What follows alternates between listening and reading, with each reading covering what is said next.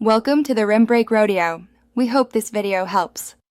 In this video, I will explain how to make caramel popcorn in a popcorn machine. First, ensure your popcorn machine is clean and ready. Add 1/2 cup of unpopped kernels and 2 tablespoons of oil to the machine. Turn it on and let the kernels pop until the popping slows to about 1 pop every few seconds. This ensures a light and airy base for your delicious caramel coating. Now let's create that rich caramel sauce. In a saucepan, combine 1 cup of butter, 2 cups of brown sugar, 1/2 cup of corn syrup, and 1 teaspoon of salt. Bring this mixture to a boil over medium heat, stirring constantly for about 5 minutes. The goal is a smooth, thick consistency that will perfectly coat your popcorn.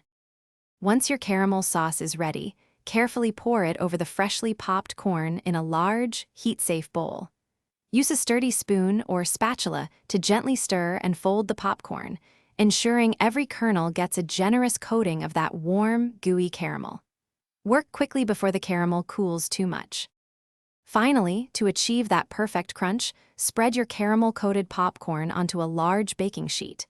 Bake it in an oven at 250 degrees Fahrenheit for 1 hour, stirring every 15 minutes.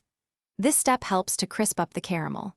Once baked, let it cool completely on parchment paper before breaking it apart and enjoying your homemade treat. Thanks for watching. Consider subscribing if we helped you.